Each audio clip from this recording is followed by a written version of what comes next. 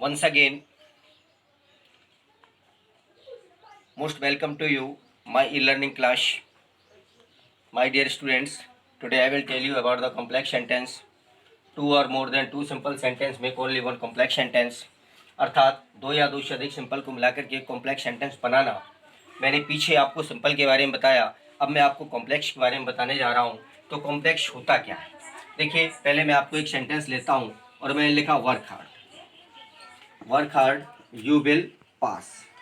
एक मैंने दो सिंपल लिए, एक और दो, और दोनों सिंपल को मिलाकर जब मैं कॉम्प्लेक्स बनाऊंगा तो आप मेरी बात गौर से देखिए, एक को बनाऊंगा प्रिंसिपल क्लास और एक को बनाऊंगा सबऑर्डिनेट क्लास, तब वो क्या बनेगा? कॉम्प्लेक्स बनेगा। क्योंकि जिससे मैं प्रिंसिपल बनाऊंगा वो अपने अर्थ की पूर्ति के लिए स्वयं पर निर्भर होगा, और जिससे मैं सबऑर्डिनेट बनाऊंगा वो अपने अर्थ की पूर्ति के लिए प्रिंसिपल पर निर्भर होगा। जैसे मैंने इसको बनाया तो मैंने लिखा इफ यू वर्क हार्ड, और दूसरा वाक्य लिखा यू विल पास। अब आप गौर से देखिए, ये प्रिंसिपल हो गया और ये सबऑर्डिनेट हो गया, क्योंकि ये अपने अर्थ की पूर्ति के लिए इस पर निर्भर हो गया। यदि आपको पास होना है तो आपको कठिन परिश्रम की आवश्यकता होगी, यदि आप कठिन परिश्रम नहीं करेंगे तो पास नहीं होंगे। तो ये आपका क्या बन गया? ये आपका बन गया प्रिंसिपल, और ये आपका बन गया क्या? सबऑर्डिनेट। अब देखिए, और जब मैंने एक को प्रिंसिपल एक को सबऑर्डिनेट बन गया तो ये क्या बन गया? कॉम्प्लेक्स। अर्थात सीधी बात निकल आई, मैंने पीछे बताया था कि जहां हम इसे कॉम्प्लेक्स सेंटेंस बनाते हैं तो मैं टेबल के माध्यम से मैंने पीछे भी समझाया था, यहाँ भी समझा दूं कि जहां हम एक कॉम्प्लेक्स बनाते हैं तो एक को बनाते हैं प्रिंसिपल, एक को बनाते हैं हम क्या? प्रिंसिपल, और दूसरे को बनाते हैं क्या? सबऑर्डिनेट। अर्थात एक को बनाते हैं प्रिंसिपल क्लास और दूसरे को बनाते हैं सबऑर्डिनेट क्लास। तो ये आपका प्रिंसिपल क्लास हो गया और ये आपका सबऑर्डिनेट क्लास हो गया। तो ये क्या बन गया? कॉम्प्लेक्स। और जहां हम एक को प्रिंसिपल एक को सबऑर्डिनेट बनाते हैं तो क्या करते हैं? टू और more than two finite verb. अब जब हम सिंपल बनाते थे तो एक फाइनाइट रखते थे, और जब हम कॉम्प्लेक्स बना रहे हैं तो दो या दो से अधिक फाइनाइट होंगी, क्योंकि जितने क्लास उतनी फाइनाइट। यहाँ पर दो क्लास तो दो फाइनाइट, इसलिए कॉम्प्लेक्स की एक और परिभाषा होती है कि जिसमें दो या दो से अधिक फाइनाइट वर्ब पाई जाए, उसे हम कौन सा सेंटेंस कहते हैं? कॉम्प्लेक्स। अब प्रिंसिपल क्या होता है मैंने पीछे बताया था, यहाँ फिर बता दे रहा हूं कि प्रिंसिपल क्लास वह क्लास होता है जो अपने अर्थ की पूर्ति के लिए स्वयं पर निर्भर होता है। सबऑर्डिनेट क्लास क्या कौन सा क्लास होता है? जो अपने अर्थ की पूर्ति के लिए प्रिंसिपल क्लास पर निर्भर होता है। अर्थात जो स्वयं पर निर्भर होगा वो प्रिंसिपल, और जो प्रिंसिपल पर निर्भर होगा वो सबऑर्डिनेट। अर्थात आप कह सकते हैं प्रिंसिपल क्लास वह क्लास होता है जो अपने अर्थ की पूर्ति के लिए स्वयं पर निर्भर होता है, सबऑर्डिनेट क्लास वह क्लास होता है जो अपने अर्थ की पूर्ति के लिए प्रिंसिपल क्लास पर निर्भर होता है। अर्थात हम कह सकते हैं principal clause is that clause in which depends himself, subordinate clause is that clause in which depends to the principal clause. अब जब हम जैसे सबऑर्डिनेट बनाते हैं, अब बच्चे पूछ सकते हैं सर जी सबऑर्डिनेट ये कैसे बन गया, हम कैसे जानेंगे? तो देखिए बेटा, सबऑर्डिनेट क्लास के तीन भाग होते हैं। यहाँ पर मैं एक ग्राफ फिर बना रहा हूँ, आप इसे गौर से देखिए। सबऑर्डिनेट क्लास के कितने भाग होते हैं? तीन। अर्थात जैसे हम सबऑर्डिनेट बनाते हैं उसे या तो हम नाउन क्लास में परिवर्तित करते हैं, कौन से क्लास में? नाउन में। या फिर हम उसे बनाते हैं कौन से क्लास में? एडजेक्टिव क्लास में। देखिए एडजेक्टिव क्लास। या फिर हम उसे कौन से क्लास में बनाते हैं? एडवर्ब क्लास में। अर्थात हम कह सकते हैं कि नाउन क्लास के कितने भाग होते हैं? तीन। नाउन क्लास के नहीं, सबऑर्डिनेट क्लास के एक होता है नाउन क्लास, दूसरा होता है एडजेक्टिव क्लास, और तीसरा होता है एडवर्ब क्लास। अर्थात जैसे हम सबऑर्डिनेट बनाते हैं उसे या तो हम नाउन क्लास में परिवर्तित कर देते हैं, या उसे एडजेक्टिव क्लास में परिवर्तित कर देते हैं, या हम एडवर्ब क्लास में परिवर्तित कर देते हैं। यहाँ पर देखिए मैंने इसे बनाया तो जानते हो क्या बनाया? कॉम्प्लेक्स में ही एडवर्ब क्लास बनाया, एडवर्ब क्लास। ठीक, एडवर्ब क्लास में क्या बनाया? Adverb of condition. क्योंकि एडवर्ब क्लास कितने रूपों में कार्य करता है मैं आगे आपको बताऊंगा, 9 रूपों में। Adverb of time, adverb of place, adverb of manner, reason, result, condition, comparison, contrast और पर्पस। कितने हो गए? 9 रूपों में कार्य करता है। 9 में से किसी एक रूप में मैंने इसको परिवर्तित करा दिया, अर्थात एडवर्ब ऑफ कंडीशन बन गया। मैंने यहाँ पर इफ लगा दिया, इसलिए क्या बन गया? Adverb class. इसी तरीके से जब हम इसे नाउन बनाएंगे तो नाउन क्लास भी 5 रूपों में कार्य करता है। कौन कौन से? या तो सब्जेक्टिव वर्ब, या ऑब्जेक्टिव वर्ब, ठीक, या ऑब्जेक्टिव प्रीपोजिशन, या कॉम्प्लीमेंट वर्ब, या केस एंड अपोजिशन। अर्थात नाउन क्लास कितने रूपों में कार्य करेगा? 5।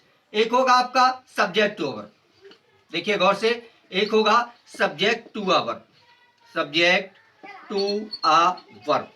दूसरा होगा object to verb, object to a verb. तीसरा आपका होगा object to a preposition, object to a preposition. ठीक, चौथा आपका होगा complement to a verb, complement to a verb. और पांचवा आपका होगा case in apposition, case in apposition, APPOSITION, अर्थात इन पांच में से किसी एक रूप में कार्य करेगा तो क्या बन जाएगा, नाउन क्लास।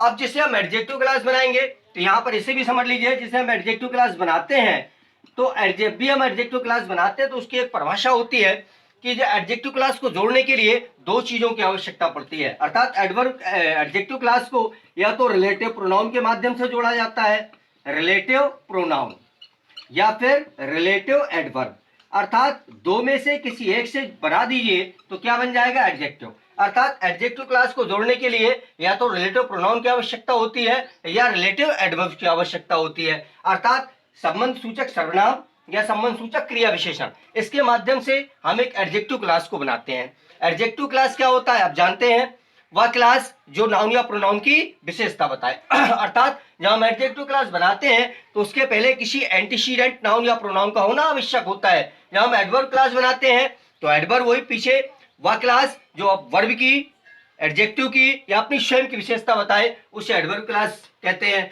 नाउन क्लास क्या होता है, जो संज्ञा के रूप में कार्य करे, अर्थात या तो वो सब्जेक्टिव वर्ब के रूप में या ऑब्जेक्टिव वर्ब के रूप में या ऑब्जेक्टिव प्रीपोजिशन के रूप में या कॉम्प्लीमेंटिव वर्ब के रूप में या केस इन अपोजिशन के रूप में, इनमें से किसी एक रूप में कार्य करे तो नाउन क्लास हो जाएगा। जैसे मैंने एक एग्जांपल लिया, क्या, everybody knows it, everybody knows it.